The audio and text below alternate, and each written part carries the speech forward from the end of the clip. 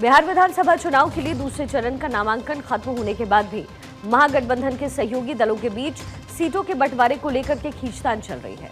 स्थिति यह है कि कई सीटों पर महागठबंधन के घटक दल ही एक दूसरे के सामने चुनाव लड़ रहे हैं, जिसे दोस्ताना मुकाबला यानी कि फ्रेंडली फाइट कहा जा रहा है। फाइट भी फ्रेंडली हो सकती है क्या, ये गठबंधन वाले ही बता सकते हैं, लेकिन इसका जो सीधा सीधा नुकसान है वो तेजस्वी यादव को होता हुआ नजर आ रहा है, जो कि सहयोगियों के साथ तालमेल भी बिठाने में नाकाम रहे। इस नाकामी ने गठबंधन की एकजुटता पर सवाल खड़े कर दिए।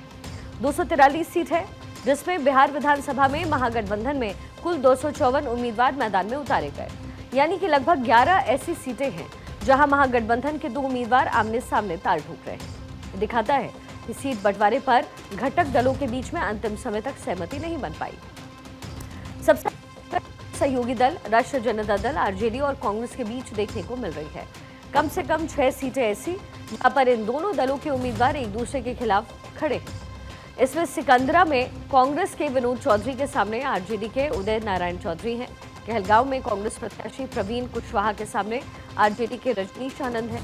सुल्तानगंज में कांग्रेस के ललन यादव के सामने आरजेडी प्रत्याशी चंदन सिन्हा है।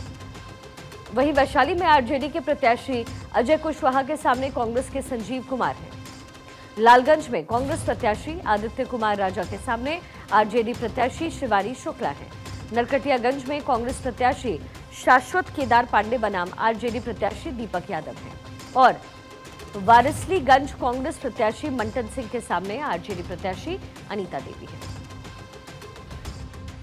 आरजेडी का चेहरा क्या है ये मतदाता ने पहचान लिया है और जिस तरह से टिकट के बंटवारा में सिर फुटौल कर रहे हैं, तो आरजेडी का संस्कार जो जंगल राज 2 लाना चाहते हैं वो जनता समझ गई है। इसीलिए एनडीए की भारी बहुमत से सरकार बनने जा रही है। ये सच्चाई है।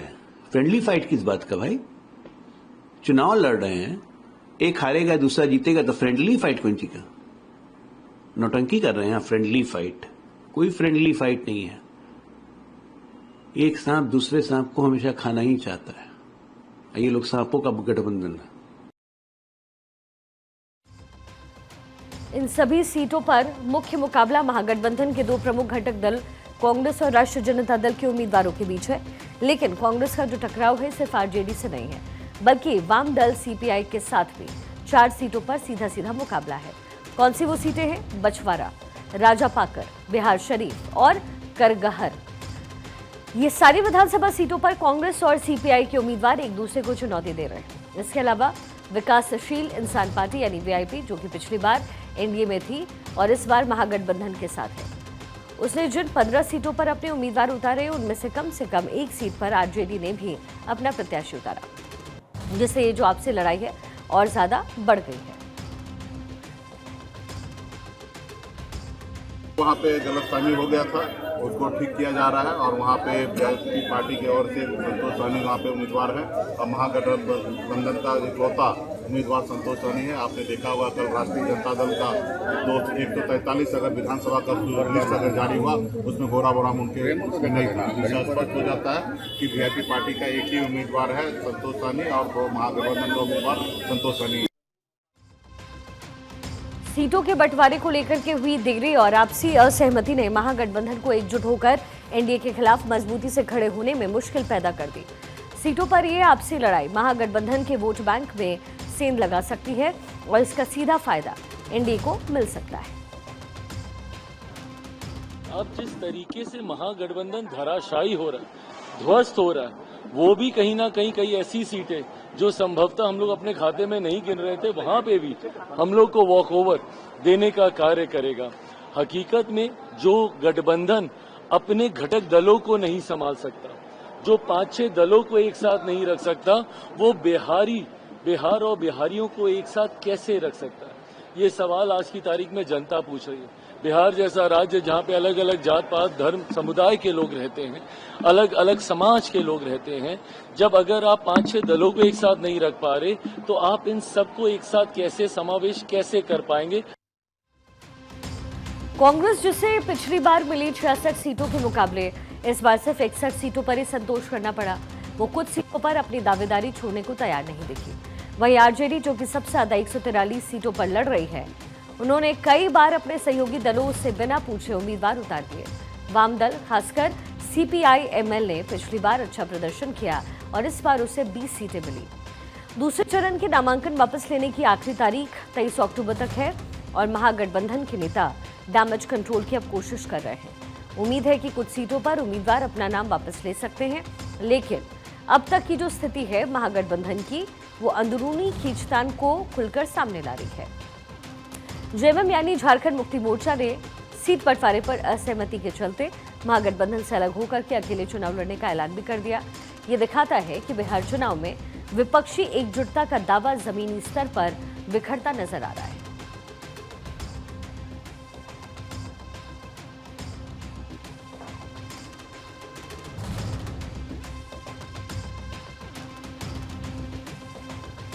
मुख्यमंत्री नीतीश कुमार ने आज चुनावी मंच से विरोधियों पर जोरदार हमला बोला और बिहार के विकास के लिए अपनी सरकार की उपलब्धियों का लेखा जोखा जनता के सामने रखा।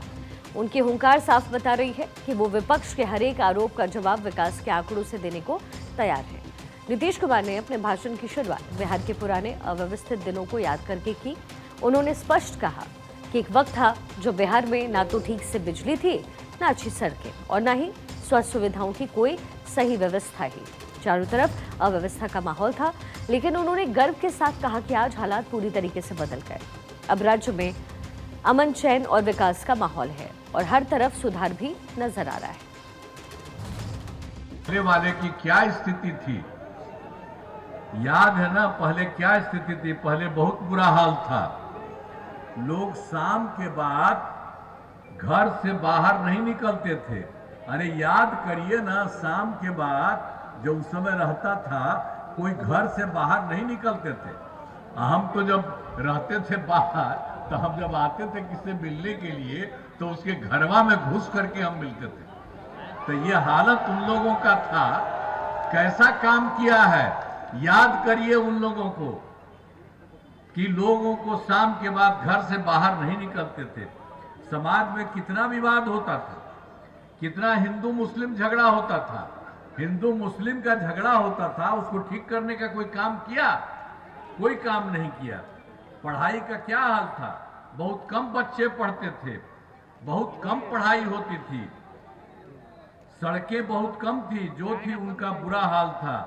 बिजली बहुत कम जगह थी, तो उनके समय में कोई काम नहीं था। और जब उसके बाद हम लोगों को मौका मिला तो हम लोगों ने सबके लिए काम किया। युवाओं के लिए अपने संकल्प को दोहराते हुए मुख्यमंत्री ने बड़ा ऐलान किया। उन्होंने बताया कि उनकी सरकार ने शुरुआत में 10 लाख सरकारी नौकरी और 10 लाख रोजगार देने का वादा किया। अब इसे बढ़ा करके 40 लाख रोजगार तक पहुंचाया गया, यानी अब तक कुल मिलाकर के 50 लाख लोगों को नौकरी और रोजगार का अवसर मिला। उन्होंने आगे कहा कि सरकार का अगला लक्ष्य 1 करोड़ और नौकरियां देने का है, ताकि राज्य में हर युवा को काम और एक बेहतर भविष्य मिल पाए। नीतीश कुमार ने इस विकास यात्रा में केंद्र सरकार के सहयोग की सराहना की और इसके लिए प्रधानमंत्री नरेंद्र मोदी को हृदय से नमन किया। उन्होंने जनता से भावुक अपील करते हुए कहा कि वो पहले की तरह गड़बड़ी करने वालों के बहकावे में न आए। उन्होंने स्पष्ट किया कि हम पहले भी एनडीए के साथ थे और आगे भी हमेशा उनके साथ रहेंगे। शुरू से ही हमारा सहयोग रहा है और आगे भी रहेगा, ऐसा नीतीश ने कहा। फरवरी 2025 के बजट में बिहार में मखाना बोर्ड, एयरपोर्ट की स्थापना, पश्चिमी कोसी नहर के लिए वित्तीय सहायता आदि की घोषणा की गई। अब इसके अलावे 2018 में भी जो सरकार है कि केंद्र में देश के द्वारा कुछ राज्यों में खेलो इंडिया यूथ गेम्स का आयोजन हुआ था, उन्होंने बिहार के लिए भी इस वर्ष खेलो इंडिया यूथ गेम्स का आयोजन बिहार में हुआ, जो गौरव की बात है। तो इस तरह से अनेक काम उन्होंने कराया। तो इसके लिए तो हम आदरणीय प्रधानमंत्री श्री नरेंद्र मोदी जी का नमन करते हैं। और आप जानते हैं, श्रद्धेय आदरणीय प्रधानमंत्री श्री नरेंद्र मोदी जी बराबर जगह जगह जाते हैं और लोगों की बात सुनते हैं और केंद्र की तरफ से भी सहयोग करवा रहे हैं। एक एक तरह से काम हो रहा है। अब इतना अच्छा ढंग से काम हो रहा है, इसलिए आप इन सब चीजों को सब दिन के लिए याद रखिएगा। विपक्ष खासकर लालू प्रसाद यादव के परिवार पर निशाना साधते हुए उन्होंने कहा कि हमने महिलाओं के सशक्तिकरण और पूरे समाज के हित में काम किया। इसके विपरीत लालू प्रसाद यादव ने जब खुद पद छोड़ा तो अपनी पत्नी को मुख्यमंत्री बना दिया। उन्होंने जोर देकर के कहा कि 2005 से पहले बिहार में अपराध का बोलबाला था, लेकिन अब उनकी सरकार में कानून का राज स्थापित हो चुका है, जो कि राज्य की सबसे बड़ी उपलब्धि है। 2005 से पूर्व बिहार ऐसी हालत में था कि लोग परेशान थे, पूरे राज्य में डर एवं भय का माहौल था, समाज में विवाद होता था, न सही ढंग से पढ़ाई की व्यवस्था थी, न इलाज की, न बिजली की, न सड़क की। पहले वाली सरकार ने कुछ काम नहीं किया, हम जो पहले आपको बता दिए, तो ये भी बता रहे हैं आपको, ये लोग एक भी काम नहीं किया। इसलिए आप लोग बिल्कुल सजग रहिए, जान करके अल्लाह करके हम आप लोगों को बता दे रहे हैं कि ये सब क्या काम करता है। वो सब का कोई काम करना है? नहीं करना। आज जब से सरकार बनी है तब से कानून का राज, कोई झगड़ा झंझट नहीं होता, सभी के लिए काम किया, चाहे हिंदू हो, मुस्लिम हो, अपर कास्ट हो, पिछड़ा हो, अति पिछड़ा हो, दलित हो, महादलित हो, सबके लिए काम होता। इन दिनों काम को और आगे बढ़ाया गया है। आगे बिहार में और ज्यादा काम होगा, और ज्यादा काम होगा। जहां जो भी कमी रहेगी उसे पूरा किया जाएगा और देश की प्रगति में बिहार महत्वपूर्ण योगदान देगा। बिहार के मुजफ्फरपुर में मुख्यमंत्री नीतीश कुमार की चुनावी रैली उनके विकास के एजेंडे और पॉलिटिकल बिल की गवाही बनी है। मंच से उन्होंने न सिर्फ विपक्ष को ये कहकर के घेरा कि 2005 से पहले राज्य में बिजली, सड़क और स्वास्थ्य जैसी मूलभूत सुविधाओं की भारी कमी थी और अपराध का बोलबाला था, बल्कि अपनी सरकार की 50 लाख रोजगार देने की उपलब्धि को भी जोर शोर से गिनवाया। उन्होंने अपने सहयोगी प्रधानमंत्री नरेंद्र मोदी का आभार व्यक्त करते हुए ये भी साफ किया कि एनडीए के साथ उनका गठबंधन अटूट है।